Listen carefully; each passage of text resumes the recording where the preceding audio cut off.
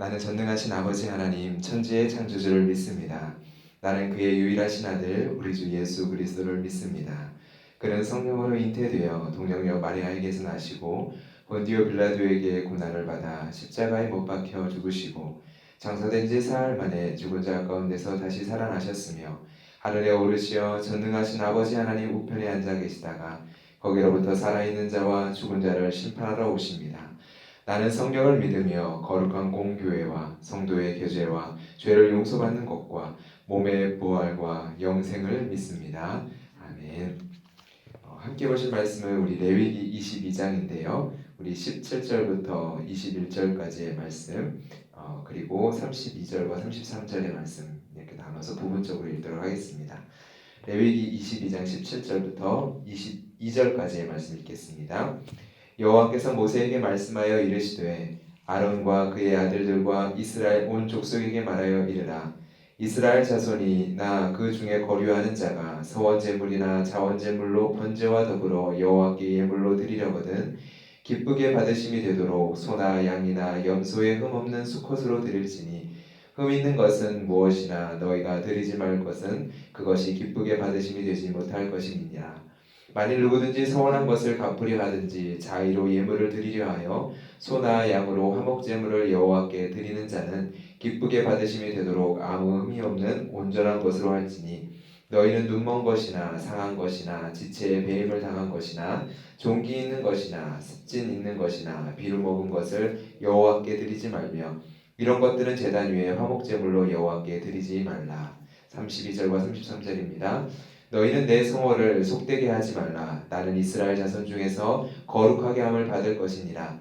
나는 너희를 거룩하게 하는 여호와요 너희의 하나님이 되려고 너희를 애굽 땅에서 인도하여 낸 자니 나는 여호와니라. 아멘. 레위기 21장과 22장은 짝을 이루는 본문입니다. 21장의 말씀을 보면요, 제사장에 대한 규례가 나오고요. 오늘 우리가 읽은 22장은 제사장이 제사를 드리는 그 제물에 대한 규례를 담고 있습니다. 그리고 21장의 후반부를 보면 제사장의 신체적인 결함에 대한 규례를 가지고 있습니다. 이러한 결함을 가지고 있는 자는 하나님 앞에 나올 수 없다라는 말씀이죠. 이와 짝을 이루는 것처럼 또한 오늘 본문의 22장의 후반부를 보면 제사용 제물에 어떠한 결함이 있으면 안 되는지, 그리고 하나님 앞에 어떠한 제물이 기뻐 받으시는 제물인지를 기록을 하고 있습니다. 이 후반부의 내용이 17절 우리가 읽은 본문부터 시작이 되어지는데요. 여호와께서 기쁘시게 받으시는 제물은 흠이 없는 제물이어야 한다는 것이 바로 주된 내용입니다. 본문에서 기쁘게라는 단어를 찾아보면 이 주제를 얼마나 강조하고 있는지를 우리가 알 수 있습니다. 19절 말씀에 보면 기쁘시게 받으심이 되도록, 20절 말씀을 보면 기쁘게 받으심이 되지 못할 것이라, 21절 기쁘게 받으심이 되도록, 이어서 23절, 25절, 27절, 29절 총 7번에 걸쳐서 반복적으로 기쁘시게라는 단어를 통하여 하나님께서 받으시는 제사가 어떠한 제사인지를 우리에게 말씀해주고 있습니다. 하나님께서 기쁘시게 받으시기 위해서, 그리고 기쁘게 받으시지 않는 것은 어떠한 제물인지를 우리는 알아야 합니다. 그리고 반대로 기쁘게 받으시는 제물은 어떠한 제물인지를 알아야 합니다. 그래서 이에 대해서 자세하게 기록을 하고 있는 것이죠. 그런데 여러분, 기쁘게 받으시는 제사는 온전한 제물과 함께 제물을 드리는 사람의 온전함에 달려있다는 것을 우리는 21장과 22장 전체를 통해서 알 수 있습니다. 32절부터 33절까지의 말씀을 보면 하나님에 대한 두 개의 개념이 등장을 하는데요. 나는 너희를 애굽 땅에서 인도해낸 하나님, 바로 구원자 하나님이 등장을 합니다. 그리고 그 구원의 하나님이 바로 하나님의 백성을 성화시키는, 거룩하게 하는 하나님이다 라는 것을 말씀해주고 있습니다. 나는 너희를 거룩하게 하는 여호와 하나님이다. 하나님께서 우리를 구원하십니다. 그러나 그 구원은 종착지가 아닙니다. 구원은 출발선입니다. 바로 구원을 통해서 하나님께서 당신의 백성을 거룩한 백성, 제사장 나라로 삼기를 원하십니다. 하나님께서는 우리로 하여금 제사를 요청하십니다. 그런데 그 제사를 드리는, 제물을 드리는 그 손이 깨끗하기를 우리에게 요청을 하고 계시는 거죠. 사실 이 두 개는 나누어지지 않습니다. 그러나 선행되는 것은 바로 제물을 드리는 자의 거룩함입니다. 제물을 드리는 우리가 깨끗하여지는 것, 거룩하여지는 것, 거기에는 당연히 하나님께 드리는 제물의 온전함이 따라오게 되겠죠. 레위기 이러한 21장과 22장의 말씀은요, 말라기서에 아주 잘 반영이 되어 있습니다. 말라기서를 보면 하나님께서 기뻐하시지 않는 제사를 언급을 하면서 이스라엘 백성들을 향한 말씀이 기록되어 있습니다. 제가 한번 읽어보겠습니다. 만군의 여호와가 이르노라 너희가 눈먼 희생 제물을 바치는 것이 어찌 악하지 아니하며 저는 것 병든 것을 드리는 것이 어찌 악하지 아니하냐. 이제 그것을 너희 총독에게 드려보라. 그가 너를 기뻐하겠느냐 너를 받아주겠느냐.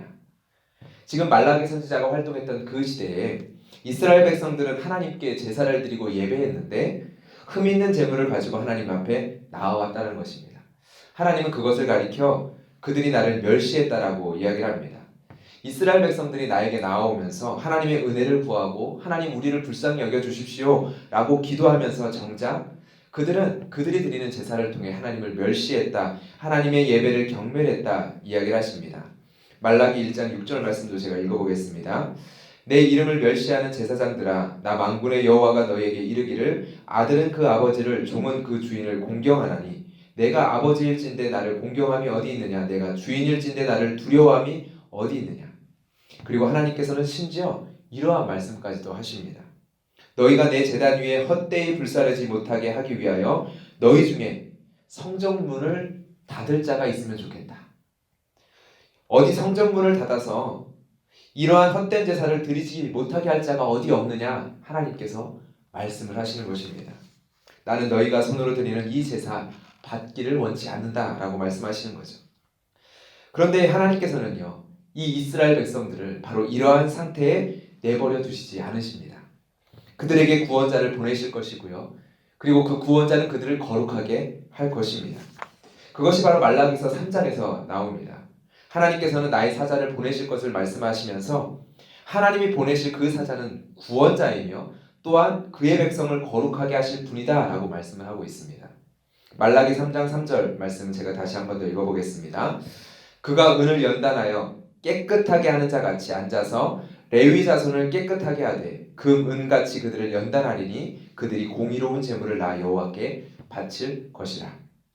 하나님께서는 제물을 드리는 레위 자손을 깨끗하게 하심으로 그들이 공의로운 제물을 여호와께 바치게 하실 것이라고 이야기하십니다.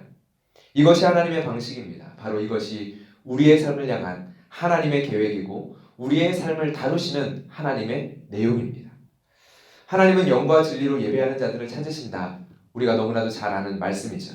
그런데 하나님은 찾으실 뿐 아니라 영과 진리로 예배할 수 있도록 우리를 바꾸십니다. 그러한 분이시죠. 하나님은 당신의 이름, 당신의 영광을 위해서 하나님께 예배하는 자들을 깨끗하게 하십니다. 우리를 새롭게 하십니다. 그리고 우리가 하나님 앞에 거룩한 하나님이 기뻐 받으실 제물이 되도록 우리를 빚어가십니다. 이 시간 이 밤에 기억했으면 좋겠습니다. 우리가 믿는 예수 그리스도, 그분은 우리에게 어떠한 분이십니까? 우리의 구원자 되십니다. 또한 우리를 거룩하게 빚으시는 분이십니다. 우리를 새롭게 하시는 분이십니다. 말라기의 이 말씀처럼 우리에게 있어 은을 연단하여 깨끗하게 하는 자와 같은 분이 예수님이십니다. 우리의 삶 속에 바로 예수님의 관심은 그러하십니다. 흠이 있는 제사장은 하나님을 섬길 수 없습니다. 그리고 흠이 있는 제물은 하나님께 바쳐질 수 없습니다. 그러나 은을 연단하여 레위인을 거룩하게 하시는 구원자 되시는 예수 그리스도, 하나님이 보내신 그 사자는요, 어떠한 흠이 있는 자라도 자신에게 나오는 자를, 어떠한 흠을 가지고 나오는 자들일지라도 예수 그리스도의 이름을 붙드는 자들을 새롭게 하실 수 있는 분이십니다. 영과 진리로 하나님 앞에 예배하는, 하나님이 기뻐하시는 예배자로 우리를 새롭게 변화시키실 수 있는 분이시다는 거죠. 그렇게 우리는 이 밤에 기도하며 나아갈 때 이 말씀, 레위기의 말씀 앞에서 우리가 분명히 기억하며 나아갔으면 좋겠습니다. 어떠한 흠을 가지고 내가 나아가든지, 내 삶에 어떠한 온전하지 못한 모습들이 있든지, 우리를 인도하여 내신 여호와 하나님, 그리고 우리를 거룩하게 하시는 우리의 아버지 하나님, 그 아버지 하나님 앞에 예수 그리스도를 의지하여 내가 지금 바라보고 있는 내 삶의 흠과 그리고 망가진 나의 삶의 모습들을 어떻게 온전케 하여 주실까? 우리가 기대하며 주님 앞에 나아갈 수 있기를 주님의 이름으로 축복합니다. 이 밤에 이 시간 말씀을 붙들려 기도하며 나아갑시다. 우리가 흠을 가지고 우리의 온전하지 못한 모습을 가지고 주님 앞에 나아갑니다. 그럼에도 우리의 기도 가운데 담대할 수 있는 것은 바로 예수 그리스도를 의지하며 나아갈 때 우리의 흠을 주님께서 온전케 하여 주실 것을 믿기 때문입니다. 나의 삶 속에 무엇이 하나님께서 기뻐하지 아니하시는 흠인지 우리가 봅시다. 바라봅시다. 그리고 우리의 가정 속에 그러한 흠이 있다면 또한 바라봅시다. 그리고 주님 앞에 기도하며 나아갈 때 주여 주님께서 온전케 하여 주실 것을 우리가 믿고 확신하며 하나님 앞에 이 시간 나아가도록 하겠습니다. 기도하겠습니다.